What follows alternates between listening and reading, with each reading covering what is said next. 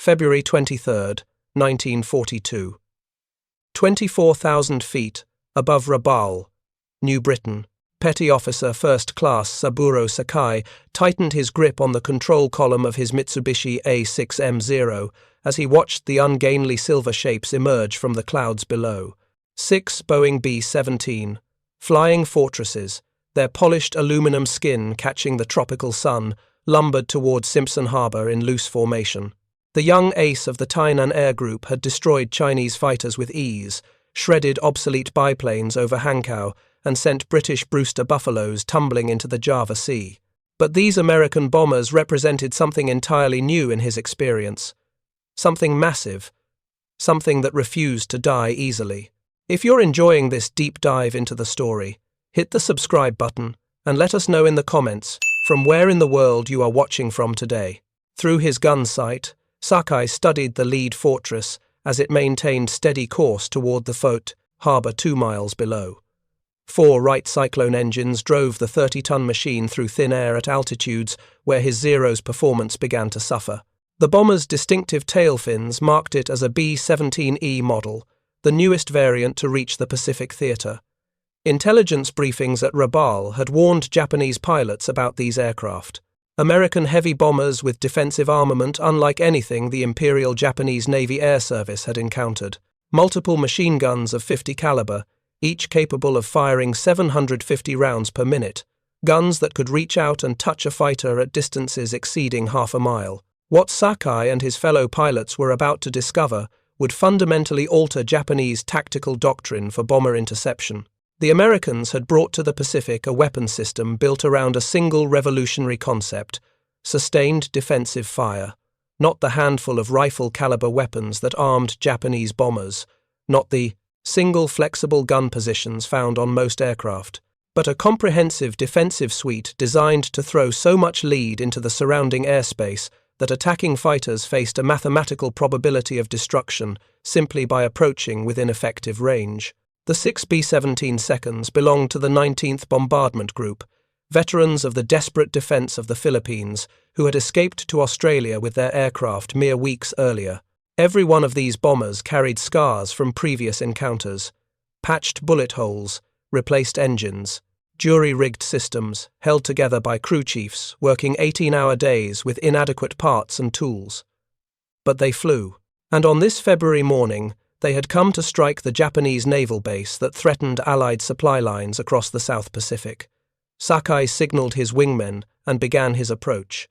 Standard Japanese fighter doctrine called for attacks from the rear quarter, where the pilot could track the target's movement and adjust his aim continuously during the firing pass. But the intelligence officers had been specific in their warnings. The B-17E carried a Sperry-powered tail turret, mounting 2 50-caliber machine guns with 300 rounds per weapon. The gunner sat in a glazed enclosure with excellent visibility and controlled his weapons electrically. No blind spots, no limitations on traverse. Any fighter approaching from directly behind faced concentrated fire from at least 2 heavy machine guns, potentially more if the dorsal turret swung to add its firepower. Sakai adjusted his approach angle, coming in from slightly above and to the side. At 800 meters, he opened fire with his 2 7.7mm machine guns and pair of 20mm cannons. Tracers arced toward the lead fortress. Strikes sparkled along the bomber's wing and fuselage. Holes appeared in the aluminum skin, and the bomber continued flying. Then the American gunners responded. The waist. Positions erupted first. 50-caliber machine guns at windows along the fuselage midsection swung toward the attacking Zero. Muzzle flashes marked the weapons' positions as gunners opened fire. The top turret rotated and added its 2 guns to the barrage. The tail turret tracked Sakai's fighter through its traverse arc and joined the defensive fire. 7 heavy machine guns concentrated on the single attacking Zero. Sakai had never experienced anything like it. The tracers didn't come in scattered bursts like the defensive fire from Japanese bombers.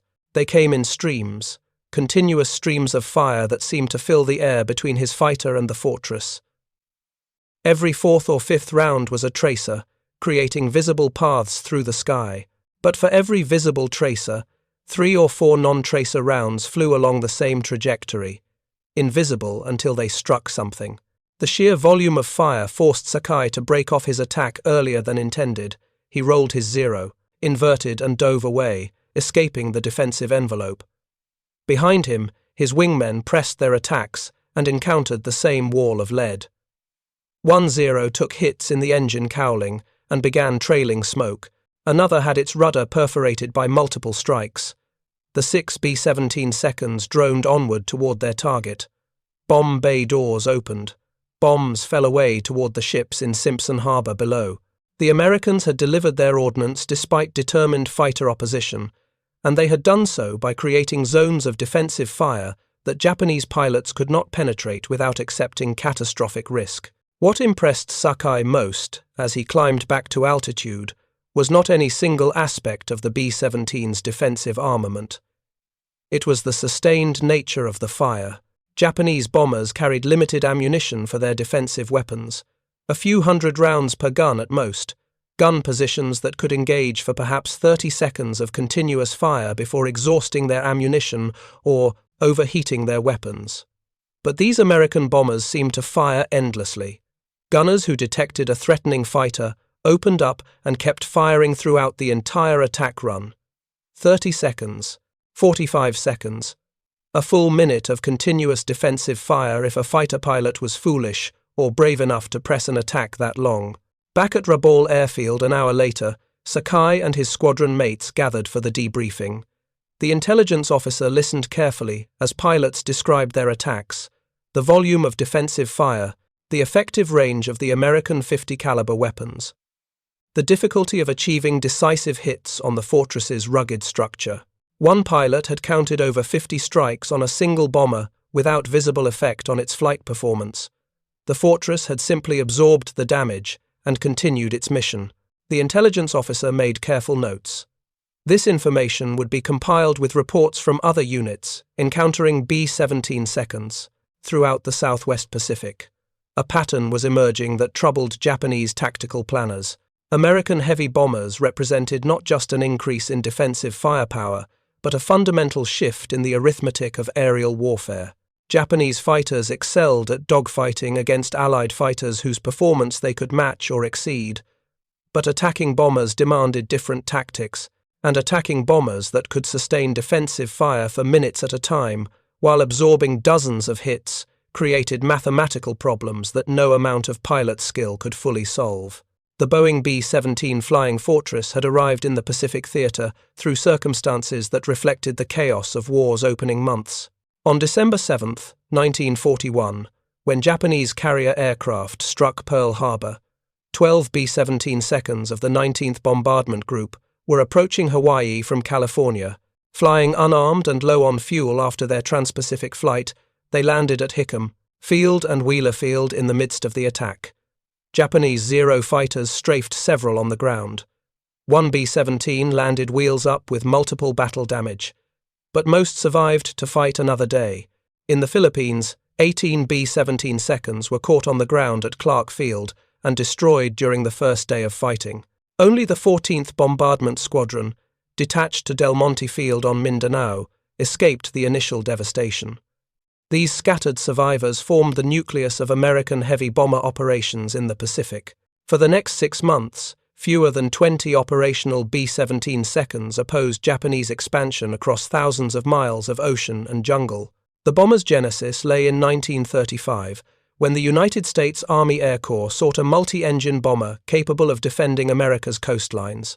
Boeing's Model 299 prototype first flew on July 28, 1935, from Boeing Field in Seattle. The Seattle Times reporter Richard Williams, watching the massive 4-engine aircraft taxi for takeoff, coined the nickname that would define the aircraft. He called it a flying fortress, noting the 5 machine gun positions that bristled from the fuselage. Boeing immediately recognized the marketing value and trademarked the name, but the original Fortress carried only 5 rifle-caliber, 30-caliber machine guns, hardly the armament that would later characterize the aircraft. Combat experience in Europe during 1940 and 1941 demonstrated that German fighters could overwhelm such limited defensive firepower with relative ease. The British learned this lesson at horrific cost. American designers studied British combat reports and began redesigning the Fortress's defensive suite. The B-17E model that began reaching the Pacific in early 1942 incorporated these hard-won lessons. It carried 9 50-caliber machine guns instead of rifle-caliber weapons. The Sperry-powered tail turret provided coverage directly astern. A Sperry-powered dorsal turret behind the cockpit commanded the upper hemisphere. A remotely operated ventral turret covered the belly, though this system proved problematic in service. And flexible guns at the waist positions, radio operator's hatch, and nose provided additional coverage. Total ammunition load for a B-17E approached 5,000 rounds distributed across all positions. Tail gunner had approximately 300 rounds per gun. Top turret gunner controlled 500 rounds per weapon. Waist gunners enjoyed the largest allocation with up to 600 rounds per position. This represented far more ammunition than Japanese planners had anticipated American bombers could carry, while maintaining effective bomb loads and operational range. The 50-caliber Browning M2 machine gun itself represented mature American weapons technology. John Moses Browning had designed the weapon in 1918 at the end of the First World War, but 2 decades of refinement had created a reliable, powerful aerial weapon. The gun fired standard 50 BMG ammunition at rates of 700 to 850 rounds per minute, depending on specific model and adjustment. Each cartridge weighed approximately 4 ounces and delivered devastating kinetic energy at combat ranges.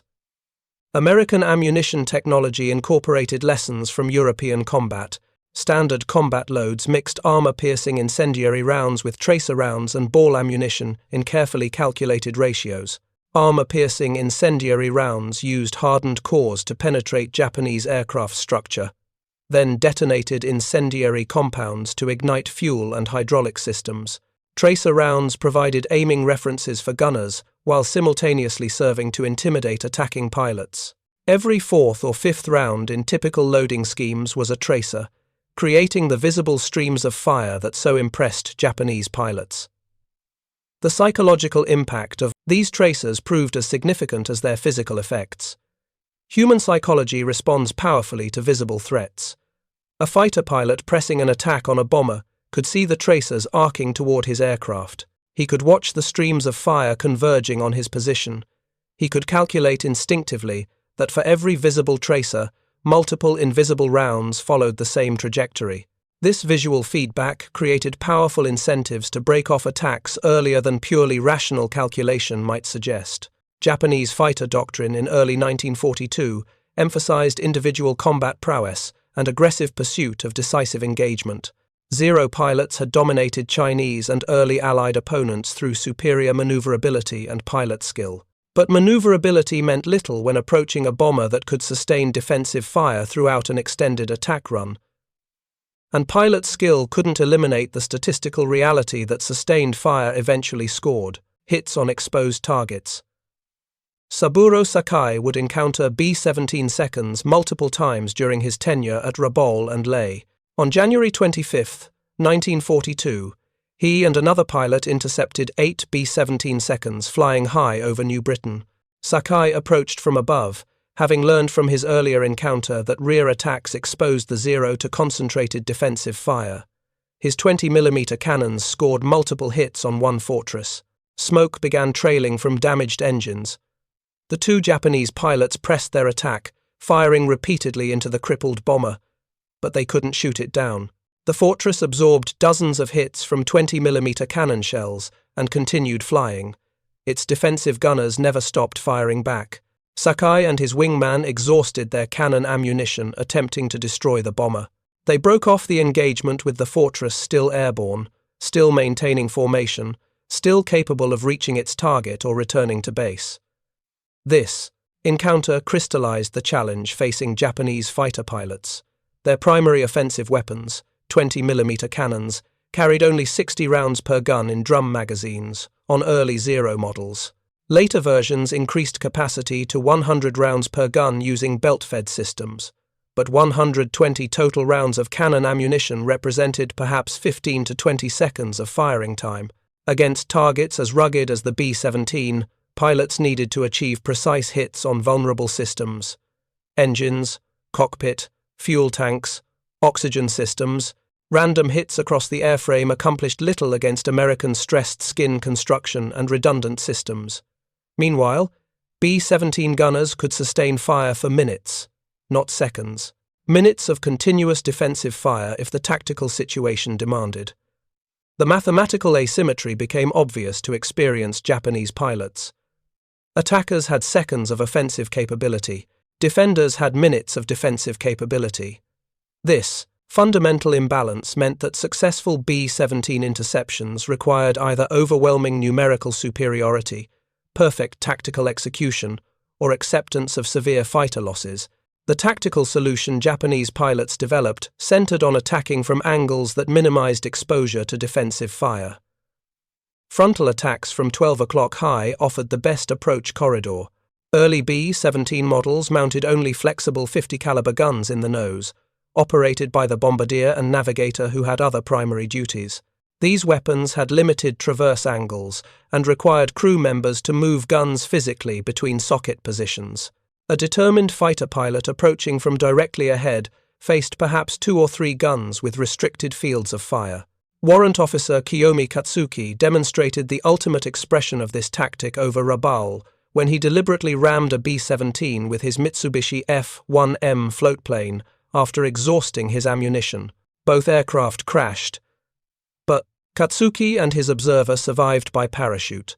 This action earned him considerable recognition within Japanese military circles as exemplifying the warrior spirit necessary to overcome American material advantages, but it also highlighted the desperation inherent in Japanese tactical solutions. When conventional attacks failed to destroy a bomber, ramming became a viable option in Japanese tactical doctrine. For American bomber crews, each mission over Japanese-held territory represented a calculated gamble with survival. B-17 seconds lacked fighter escort during most operations in the Pacific during 1942. Allied fighters had insufficient range to accompany bombers to distant targets like Rabaul. The Fortresses flew alone, relying entirely on their defensive armament and mutual supporting fire from formation, flying to survive encounters with Japanese fighters. Lieutenant William Lewis, piloting a B-17E of the 19th Bombardment Group, described a mission to Rabaul in March 1942. "We crossed the target at 23,000 feet with 6 ships in formation. Japanese fighters hit us before we reached the harbor. They came from every direction, sometimes 3 or 4 attacking simultaneously. Our gunners opened fire whenever they had targets. The noise was incredible. Machine guns firing, engines roaring, wind screaming through bullet holes in the fuselage. You couldn't hear yourself think." Lewis continued. "The Japanese kept pressing attacks for 20 minutes. I watched our waist gunners burning through ammunition, changing belts, clearing jams, and immediately resuming fire. They never stopped fighting. The tail gunner claimed 2 Zeros shot down during his engagement. I don't know if he got them or if other gunners contributed, but I watched one Japanese fighter explode after taking hits from multiple positions simultaneously. The bomber returned to Port Moresby with over 80 bullet and cannon holes. 2 engines had taken damage. The hydraulic system was partially compromised. One waist gunner had suffered shrapnel wounds from a 20mm shell that exploded against the fuselage frame, but the Fortress had completed its mission, delivered its bombs on target, and brought its crew home. This rugged survivability became the B-17's defining characteristic in the minds of Japanese pilots who encountered it. Japanese intelligence officers at Rabaul compiled detailed reports on B-17 defensive capabilities throughout the spring of 1942. These assessments, based on pilot debriefings and examination of captured American technical manuals, painted a sobering picture for Japanese tactical planners. The reports documented not just the number and caliber of defensive weapons, but the ammunition capacity that enabled sustained fire. A typical B-17E carried approximately 5,000 rounds of 50 caliber ammunition distributed across 9 gun positions.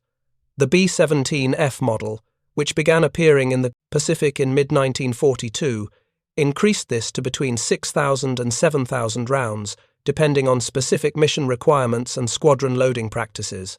Some crews, operating at the extreme edges of their range where fuel rather than weight was the limiting factor, reportedly carried additional ammunition beyond standard loads. If you find this story engaging, please take a moment to subscribe and enable notifications.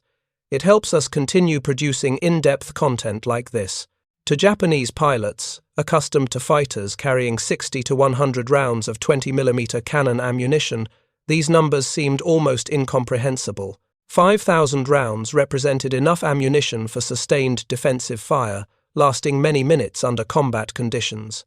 Even accounting for the fact that gunners couldn't fire continuously without barrel overheating and ammunition feed management, the sheer quantity of available ammunition created a defensive capability that Japanese doctrine had never anticipated. The mathematics were brutal and unforgiving. A single B-17 with 7,000 rounds of ammunition, firing at an average rate of 750 rounds per minute across multiple positions, could theoretically sustain defensive fire for approximately 10 minutes if all guns fired simultaneously.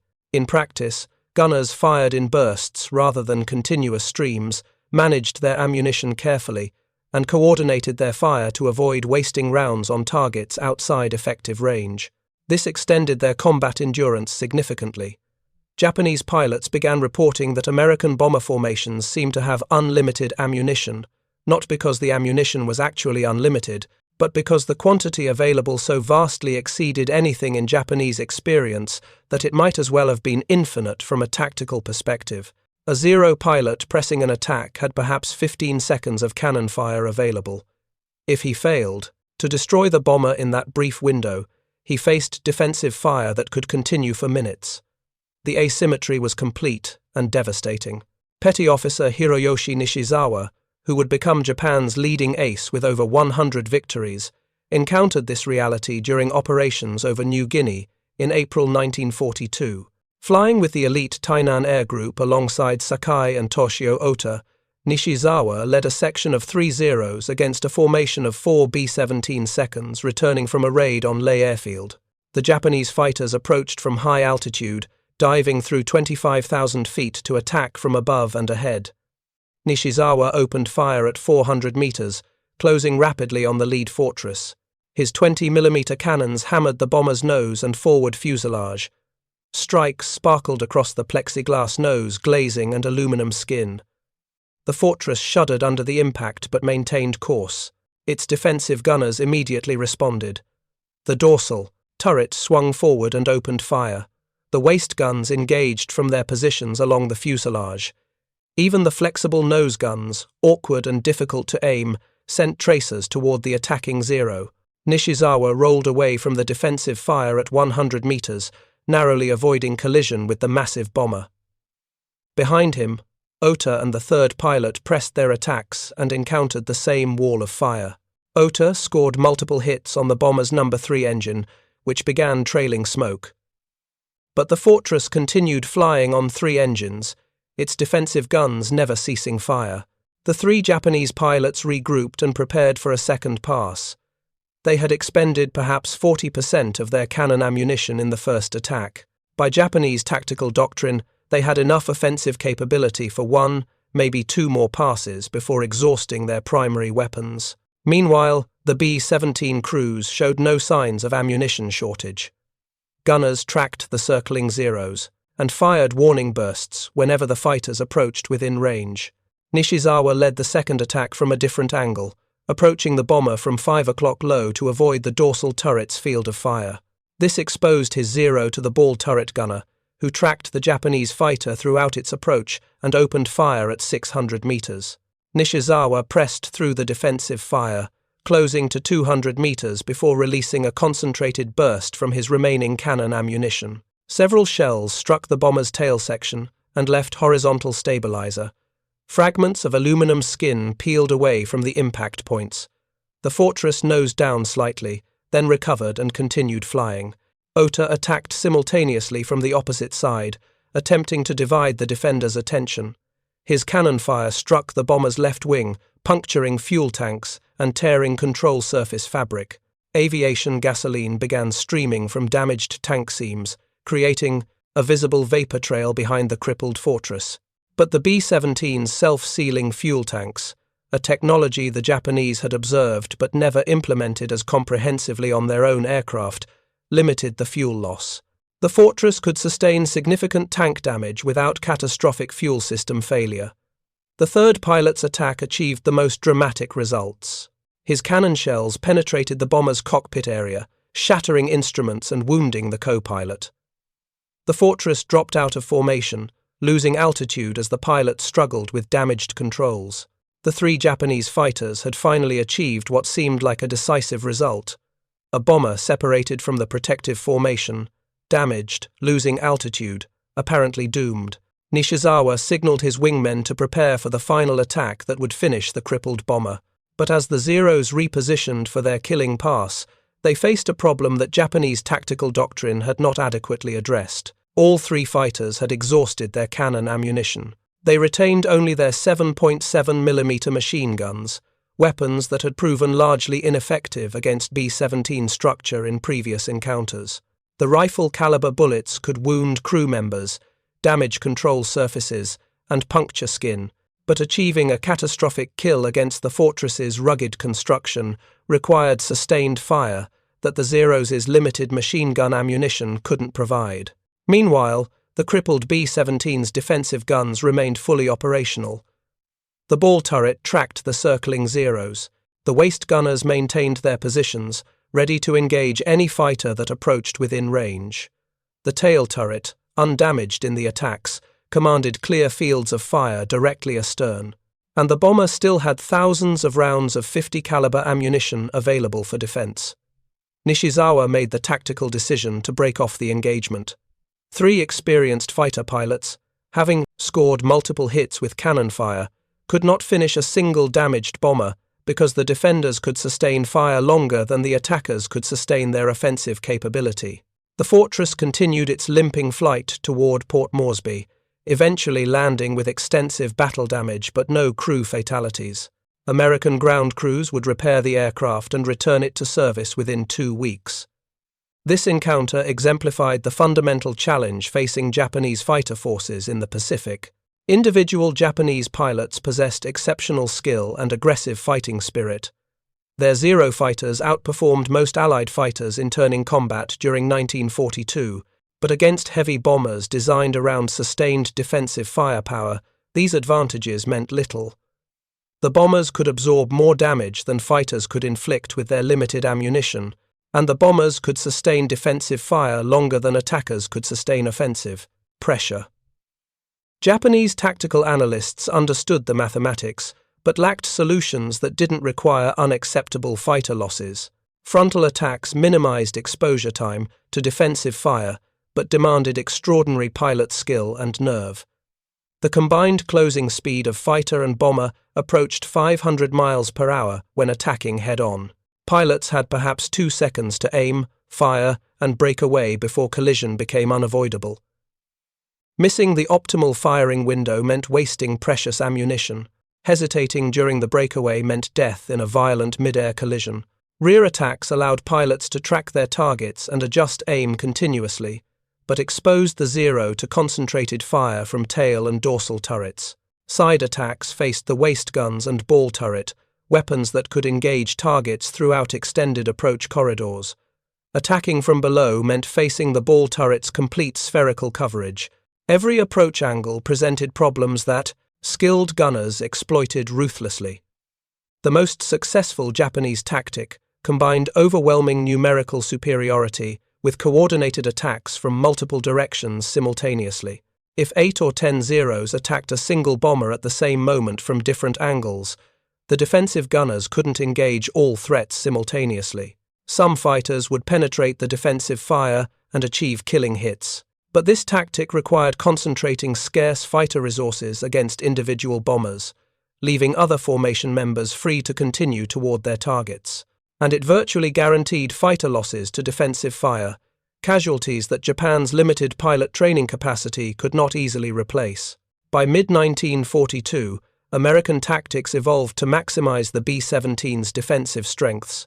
Bombers flew in tight formations where each aircraft's guns could support its neighbors.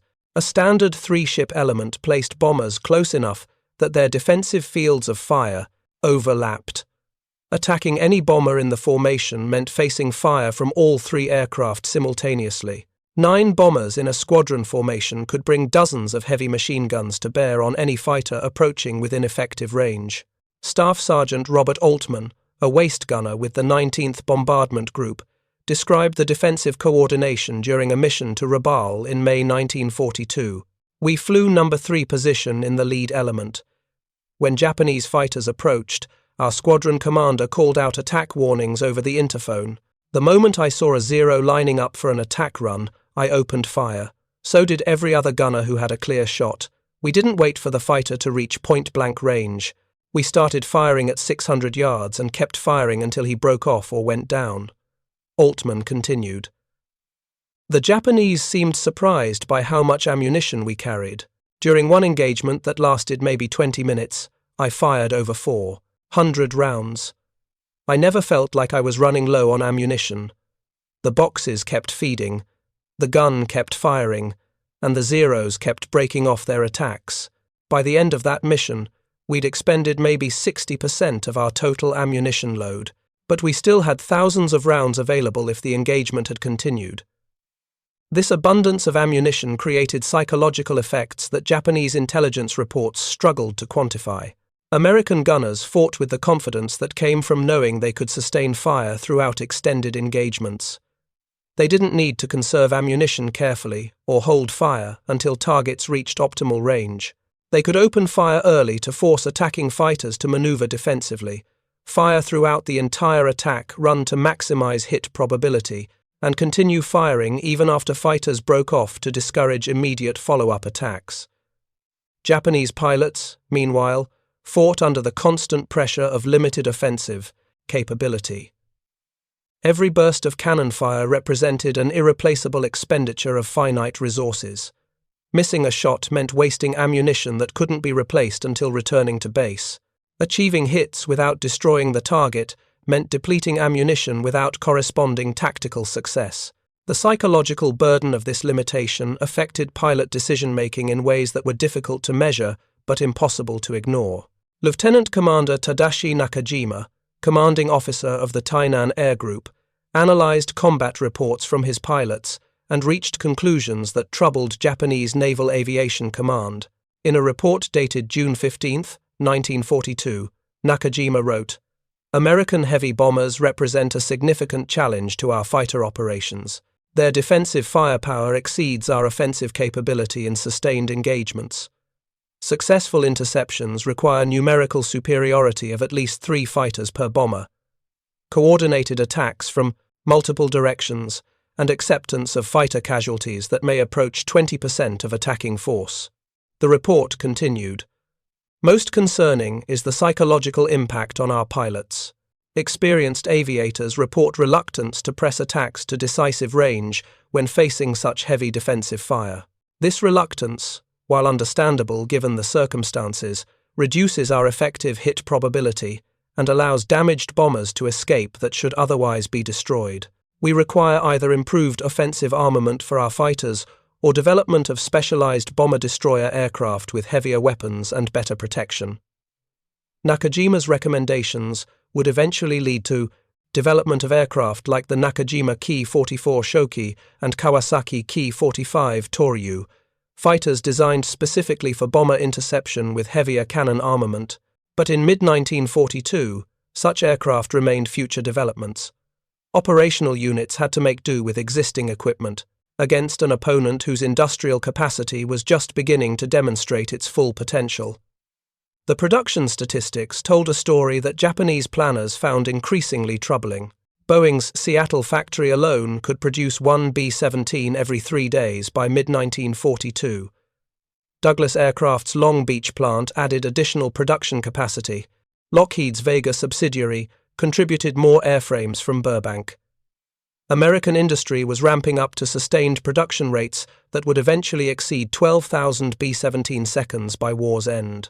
Meanwhile, Japan's aircraft production struggled to replace combat losses, while simultaneously expanding to meet growing operational demands. The Mitsubishi and Nakajima factories produced approximately 3,500 Zeros during 1942. Total Japanese aircraft production across all types reached approximately 8,600 aircraft for the year. American production exceeded 48,000 aircraft in the same period. The industrial disparity that would ultimately determine the war's outcome was already apparent to those who studied the numbers carefully. But raw production numbers told only part of the story. Each B-17 required approximately 40,000 individual parts, manufactured to precise tolerances by hundreds of subcontractors across the United States. The ammunition for its defensive guns came from dedicated arsenals, producing millions of rounds monthly. The spare parts, replacement engines, and maintenance equipment formed a logistics chain that stretched from factories in the American industrial heartland across thousands of miles of ocean to forward bases in Australia and New Guinea. This industrial system's output included not just aircraft and ammunition, but trained crews to fly and maintain them. American pilot training programs graduated thousands of aviators annually by 1943. Gunnery schools taught aerial gunners the skills needed to operate their plate weapons effectively under combat conditions. Technical schools produced the mechanics, armorers, and specialists who kept the bombers flying despite damage and harsh operational conditions.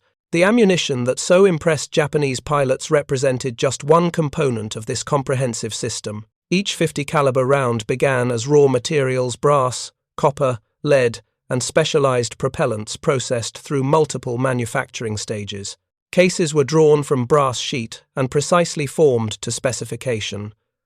Bullets were cast, machined, and assembled with armor-piercing cores or incendiary compounds as required. Propellant was carefully measured and loaded. Primers were installed and tested. The completed rounds were inspected, packed in moisture-resistant containers, and shipped to units worldwide. Quality control throughout this process ensured reliable ammunition that functioned properly under combat conditions. American 50 caliber ammunition gained a reputation for consistent performance even in extreme temperatures, high humidity, and prolonged storage.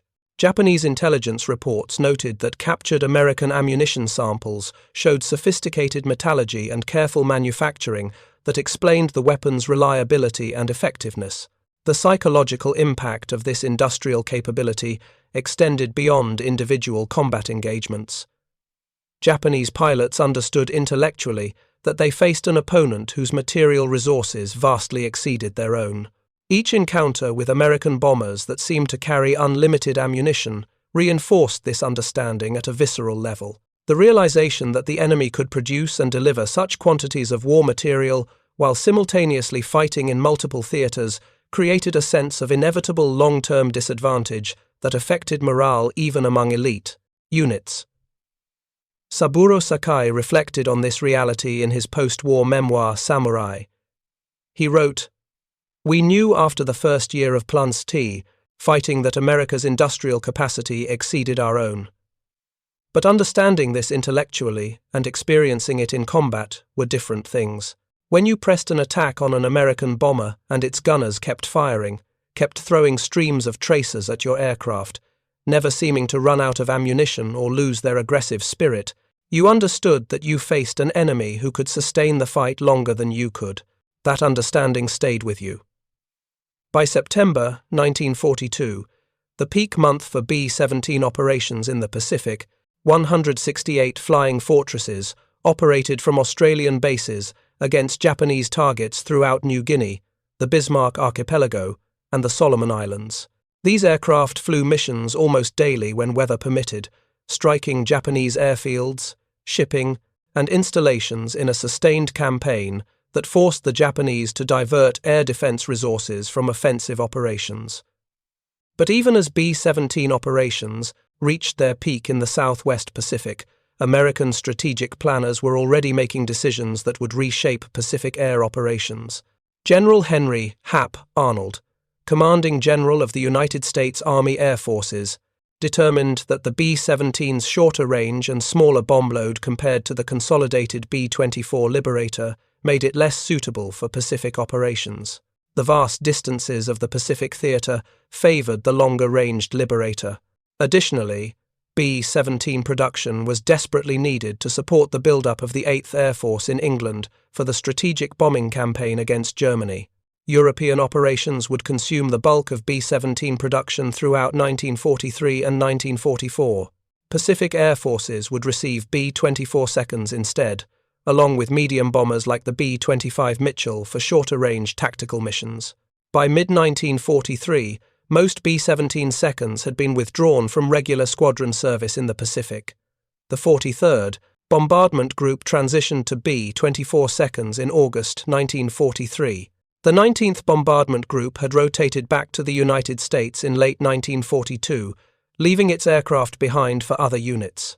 A few B-17s remained in theatre for specialized roles: transport, search and rescue, weather reconnaissance, but the Fortress's combat career in the Pacific effectively ended after barely 18 months of operations.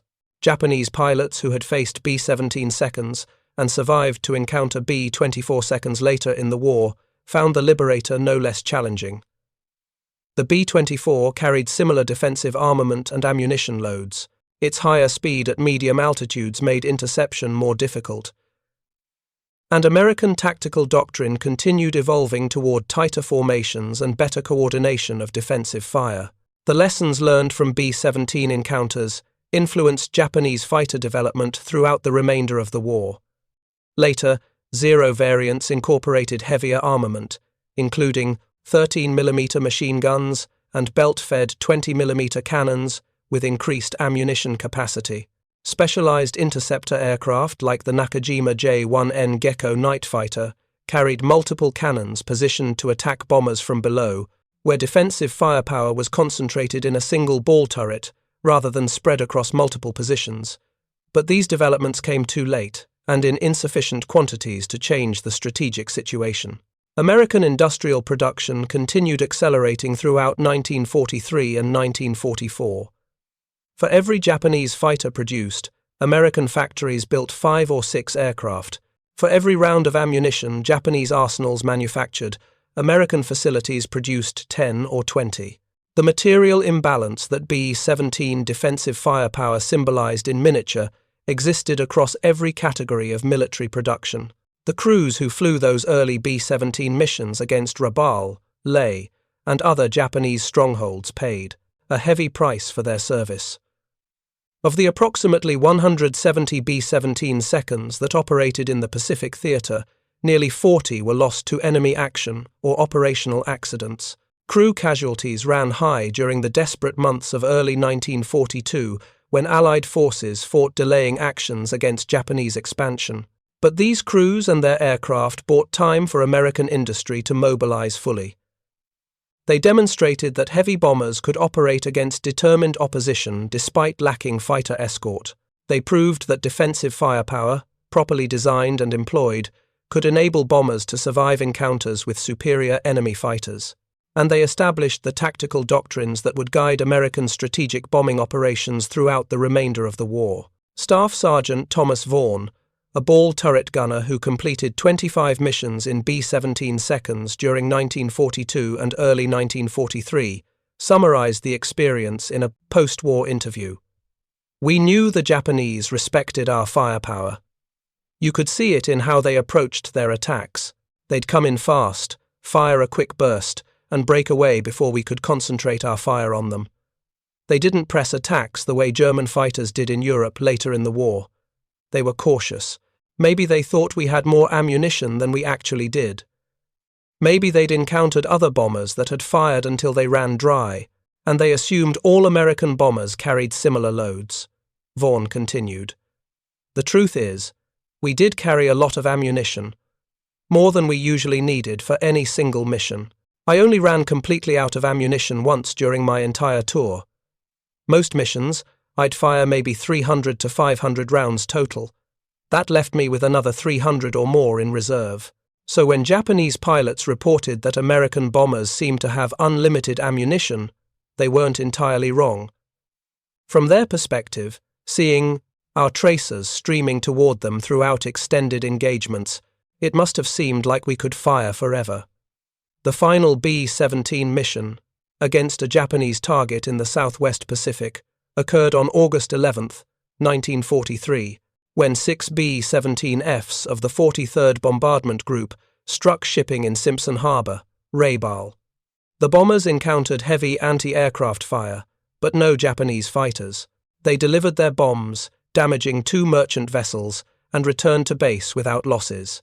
It was an unremarkable conclusion to a combat campaign that had begun with desperate defensive actions in the Philippines and evolved into sustained offensive operations against Japanese expansion. For Japanese pilots who had faced B-17 seconds during those 18 months of Pacific combat, the Fortress remained a respected opponent decades after the war. In post-war reunions and interviews, veterans like Saburo Sakai spoke of the B-17 with a mixture of professional respect and personal relief that they had survived encounters with such heavily defended aircraft. Sakai, who would survive the entire war despite horrific wounds suffered over Guadalcanal in August 1942, credited his survival partly to the lessons learned fighting American bombers. The B-17 taught us that American aircraft were designed around different principles than our own, Sakai reflected in an interview during the 1980s. Japanese aircraft emphasized agility and range, accepting minimal protection and armament to achieve these qualities. American aircraft emphasized firepower and survivability, accepting greater weight and complexity. Neither approach was inherently superior, but in a war of attrition, the aircraft that could absorb damage and keep fighting had advantages that couldn't be overcome through pilot skill alone. He continued, "When we encountered those bombers and their guns kept firing, we understood something fundamental about American military thinking. They built weapons, assuming their crews would need to sustain combat over extended periods. They provided ammunition in quantities that seemed excessive by our standards, but made sense when you understood that American doctrine emphasized overwhelming firepower rather than economy of force. It was a different way of fighting, and ultimately, it was effective."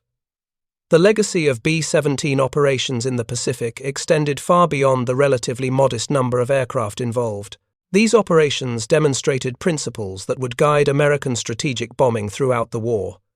They proved that heavy bombers could survive and complete missions despite determined fighter opposition. They validated the concept of defensive firepower as a force multiplier that enabled smaller formations to achieve objectives that might otherwise require much larger forces. Most significantly, they demonstrated to Japanese military planners that American industrial capacity could sustain weapon systems, requiring vast quantities of ammunition, fuel, spare parts, and trained personnel. The seemingly unlimited ammunition that B-17 gunners employed was neither magic nor propaganda. It was the product of an industrial system operating at a scale that Japanese industry could never match. By 1945, when the war ended, American arsenals had produced approximately 11 billion rounds of 50 caliber ammunition, enough to equip not just every B-17 that flew, but every American fighter, bomber, and ground vehicle that carried the weapon. The Lake City Arsenal in Missouri alone produced over 3 billion rounds during the war years. This staggering output represented industrial capacity that transformed American tactical doctrine from one of ammunition conservation to one of ammunition abundance. Japanese pilots who heard 850 caliber machine guns firing and believed American bombers carried unlimited ammunition weren't hallucinating or misunderstanding their tactical situation. From their perspective, facing fighters with perhaps 100 rounds of cannon ammunition and 300 rounds of machine gun ammunition per sortie, an opponent carrying 7,000 rounds of 50 caliber ammunition distributed across multiple defensive positions might as well have carried infinite ammunition. The practical difference was negligible when the asymmetry was so extreme. The mathematical reality of ammunition capacity versus tactical employment created the perception of unlimited ammunition that so impressed Japanese pilots, and that perception, whether technically accurate or not, influenced tactical decisions that ultimately favored the defenders. Japanese pilots who believed American gunners would never run out of ammunition exercised greater caution in pressing attacks. That caution, however rational given the circumstances, reduced Japanese offensive effectiveness and increased bomber survival rates. This was the B-17's final victory in the Pacific. Not destroying Japanese fighters through superior gunnery, though bomber gunners claimed respectable numbers of aerial victories. Not achieving perfect bombing accuracy, though the Fortress's northern bomb site provided capabilities unmatched by Japanese horizontal bombers. But creating through industrial abundance and tactical employment a defensive system that forced the enemy to fight on American terms. Terms that emphasized sustained firepower, mutual support, and the material resources to maintain combat operations despite casualties and damage. Thank you for watching. For more detailed historical breakdowns, check out the other videos on your screen now and don't forget to subscribe.